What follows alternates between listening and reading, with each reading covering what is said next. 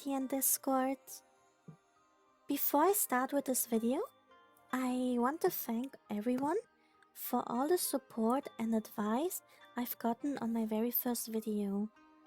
I've changed the resolution of my game a bit so that you can read what I'm doing, and I've also added a tiny background music. With this, I also have another small surprise. Ta-da! A tiny me. And with that, let's not wait any longer and start with the video. During the character creation, at the bottom right, you can select extra races and classes for additional options.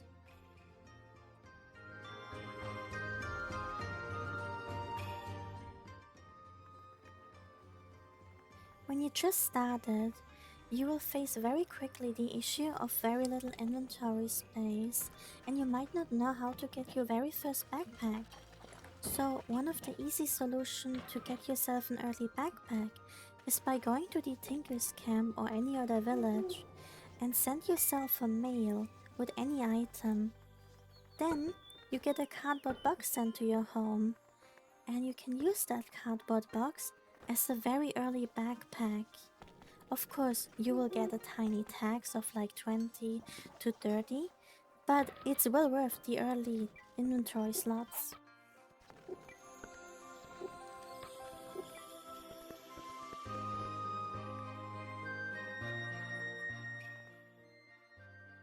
After 1 week in the game, the NPC Fiama will ask you about your future goals. You have 6 ways to answer her. The first option gives you a 10 PV ring. The second option gives you a resident ticket to recruit someone and a scroll of ally. The third option gives you boots that increases your overworld travel speed. The fourth options give you a letter of indulgence that increases your karma. The fifth option gives you naughty books, 10 of them, and the sixth option will kill you.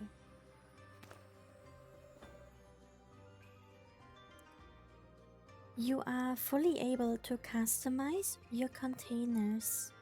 If you go to its settings, you're able to remove the background, change the size of the container, and how many columns it has. You're even able to change the color.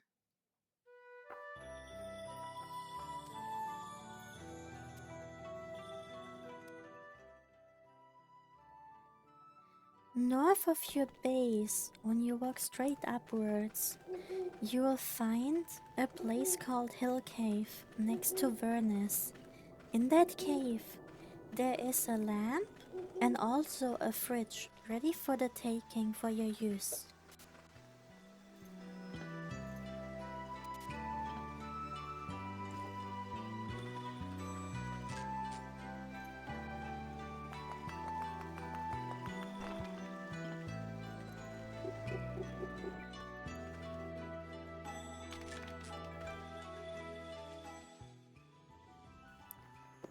When you are in Mycelia or any other village with a tax chest, you can do quests there or invest in a shop in order to get influence and furniture tickets. These furniture tickets can be used to buy the tax chest. Then, after you bought it, you can place it at your home. That way, you never have to leave your home in order to pay your taxes.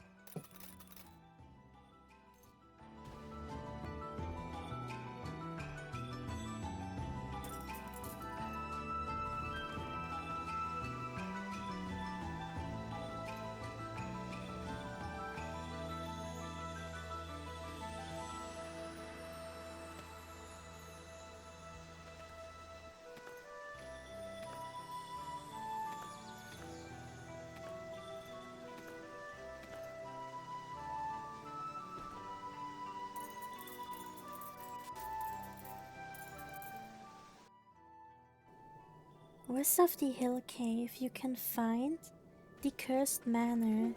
In there's a skeleton that drops a sword called the Dragonbane. It's a very good early game weapon, but you will have to uncurse it later on, because it's doomed. If you go east of Palmia, and then a tiny bit south, you can find the graveyard. The graveyard has nice little things, and especially one of those things is a Panty, and that Panty is one of the strongest early game throwing weapons that you can find.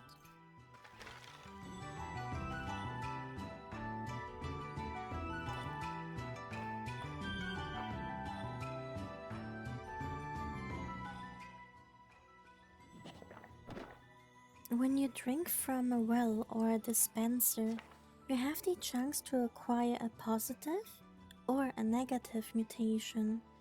Once a set path for a mutation has been decided, it can only be changed after curing that mutation. So when you get a good one, keep it.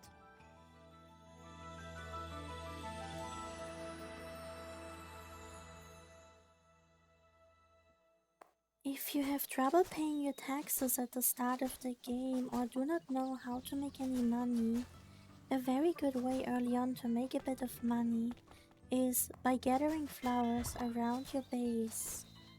Then, after selling those flowers, you will realize they give a decent amount of money, which will be enough to pay your early taxes.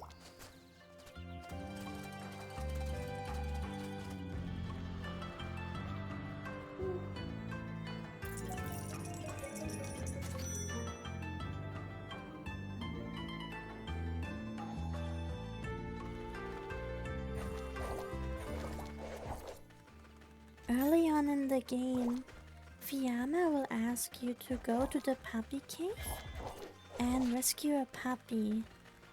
That puppy will be in the second floor of that dungeon. After you rescue the puppy, you will get a cooler box. That cooler box is really useful for keeping food fresh, but it will not prevent it from rotting.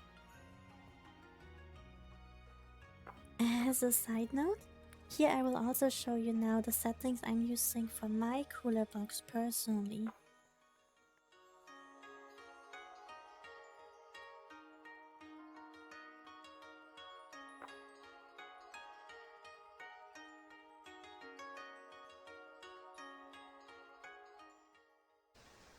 From time to time when you kill an enemy, they will drop cards.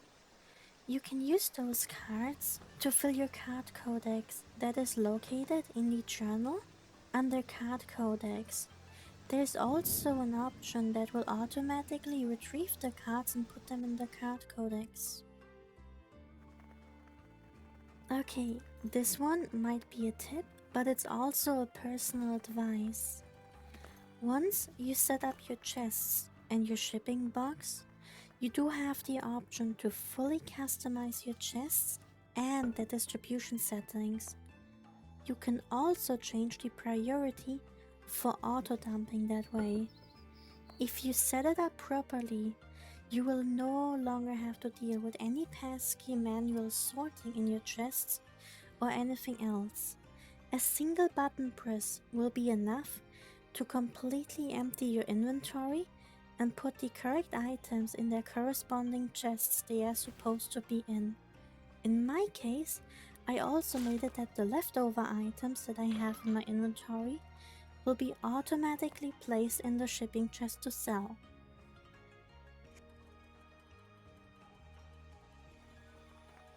After completing the quest where you have to kill 100 enemies for Ashland, he will give you 10 platinum coins. You can spend those platinum coins on trainers to learn various skills or increase their potential.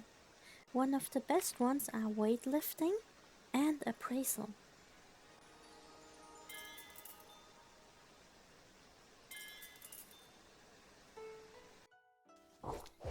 When exploring, you might get very lucky and you find a paper hammer. The paper hammer has the lowest weight modifier in the game, so we can use it to make things lighter. You can, for example, take a tent and turn it into paper. Since everything inside the tent uses the same modifier as the tent, everything inside the tent will weigh as much as paper, and that way you can carry a lot of stuff with you.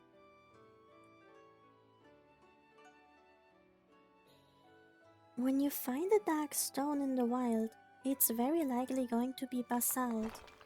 Pick it up, because it's one of the best materials to make your very first pickaxe. And it usually has enough mining power and hardness in order to mine the copper at your base.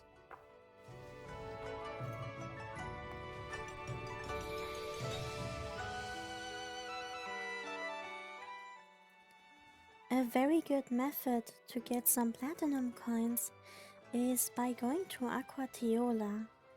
Aquatiola has primarily kill quests, and they are pretty easy if your fame is low. Worst case, if you want to reset your fame, you can go to a village, to an informer, and sell your fame. After you did that, those kill quests should be very easy, especially if you have the earlier mentioned Dragonbane or Panty. After doing them for a while, I was able to gather plenty of platinum coins in order to buy me some nice skills. While in a town, village, or city, you might come across some lost purses. You can pick them up and give them to the local guards. They will reward you with some karma, but be careful not to do it too often in a row, or they might get suspicious. That's it for part 1. Thank you for watching, and I hope I could help you a little bit. Bye!